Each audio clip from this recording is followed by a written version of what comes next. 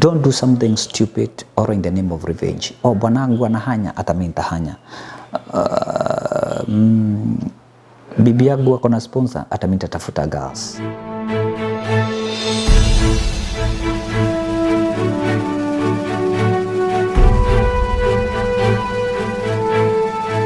Karibu sana mtazamaji wetu. Asante kwa kutazama Bamas TV. Tunashukuru Mungu kwa your support na mahali tumefika. Whatever you normally do to this channel, we really appreciate it. So God bless you so much. Now, we cannot ignore things that are happening. So this is where we just talk about the things that are happening within our circle, even beyond. To an extent we bring even guests wanatu advise hapa na pale kulingana na uwezo, because we believe life is a journey. So, and we normally say in Bamas TV that this journey we need each other to move from point A to point B. Today I just want to present my view as domestic violence is concerned. Na kuna hii issue imekuwa ikitrend sana mambo ya violence, and recently tushaona issue ya Madam Nyamu akisuggest vile alishapwa na Samidoh. We know they are friends, they have kid. Hata na claim she's I think 3 months pregnant with a guy. Iko kwa Instagram yake, ukimtafuta utampata huko. Then sijui simu yake worth around 150 akaigongesha chini kulingana na yeye. Na kamchapa all in the name alikuwa Mombasa, sijui akiafana na mwanaume mwingine. Hiyo ni side moja ya story. Hatujasikia side nyingine ya Mr. Samidoh. And okay, hata yeye ataongea story yake na watu watasikiza na watashambua.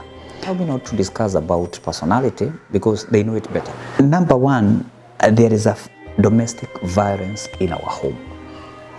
Wanaume wanachapwa na wanaume wanachapana. So hii sio ile enzi ati wanawake ndio walikuwa wanachapwa, hata wanaume wanachapwa. But according to my view is that hakuna mtu yeyote akona wajibu wa kumchapa bibi yake ama bwana yake, especially when it comes to physical. Unamchapa, maybe unamvuja mkono, maybe unamharibu uso, sura yake, maybe unamkatakata, you know, maybe inafika mahali unamchoma na maji. Kama mwingine wa kwetu alikuwa sijui amekatakatwa kwa uso, alikuwa anachonwa kama mpira, you know. So my point is domestic violence, it's real.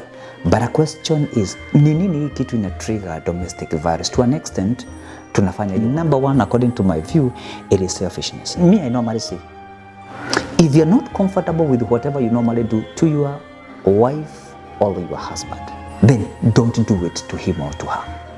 Because it's gonna come a time and that thing will reciprocate, or that thing will bounce back to you. If fair outside, ama mpango, if you have a sponsor, I can dare to tell you something. There is a high possibility your spouse will have a mpango, will have a sponsor outside. So to the married people, please don't give your spouse what you don't want them to give back to. Number two, the things that is leading us people to do or to have violence back home, I believe it's jealousy. Let me tell you, people are so jealous. Kuna watu wako na wivu na wapenzi wao, they are men. Unaweza pata mwanaume ako na side chick. Of course ako na bibi kwa nyumba, lakini side chick hataki mtu mwingine ampende. It's a fact. Ni wivu that is leading people to domestic violence. Another thing that is leading people to violence in our home, it is temper. There is a big difference between anger and temper. Case that they are done out of temper, people neglect. A lot of people, when they find you in a sin, they just act out of temper. How can you control this? It is self-control. There is a narratives that men were born polygamy. That is selfishness of the highest order. If you cannot be comfortable, your wife to be shared with another man, even our women will not be comfortable sharing their husband with another woman. Let us be honest with ourselves. And the time has come for us to talk these things in our marriage. Because these things, they are leading people to violence. Okay, there are some culture wanaruhusu watu, kuoa na nini, blah, blah, blah, blah, blah. But you find that watu wengine wanafanya mambo na siri. Wako na mipango ya siri, wako na masponsors za siri. So when it comes to the limelight, unapata watu wamefight, watu wameua. Another thing that is leading people to violence in our family, it is hearsay and friends. Nakwambia marafiki zetu na mushene imeharibu boma mingi sana, na watu unajipata wana fight. Another thing, if you fail to do your responsibility, there's a high possibility there can be a domestic violence. Some responsibility are there to be shared, because you cannot make it alone. Share with your wife, share it with your husband. And finally, there is no justifications of violence in our family. I normally say, and this is my view, if things are not working out, there's two things that you can do. Number one, separate a bit.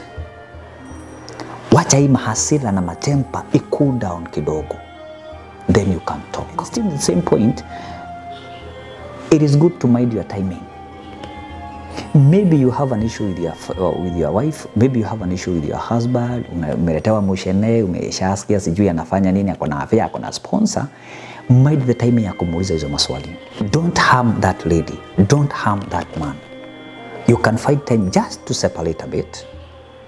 Then in due time you come together. Because harming, killing, sijui nini, it will not help anybody. You have tried to work out and it is not working. You have tried your level best. Instead of taking someone's life or in the name of violence and whatever, please, you can divorce. And I normally say, God hate divorce. Kuna maisha yake haina maana. Kwa mayoni yangu haina maana hata kidogo. Every decision that you make as your family is concerned, it is good to be extra careful. Don't do something stupid or in the name of revenge. Oh, bwanangu anahanya, hata mimi nitahanya. Bibi yangu ako na sponsor, hata mimi nitatafuta gas. At the end of the day, you are not building your family. Na maisha ya familia si mchezo. Si mchezo. Inataka uvumilivu wa hali ya juu. Inataka openness. Inataka as in munaongea. Communication is the key in our family. But if people don't talk, when they talk, they just talk when they have an issue, especially when there's a bad issue to discuss about. That's when they talk. And they're very official, especially men. So, my viewer and my listener, let's stand against domestic violence. Because it's gonna benefit nobody. It will harm someone's life, and at the end of the day, you will end up in prison. Your children, one or the other, will suffer. Your husband, your wife will suffer. Let's say no to domestic violence. So until we meet again, I'm Bama Semutai. If you have not subscribed, there's a button there. Subscribe, share, and drop your comment. God bless you.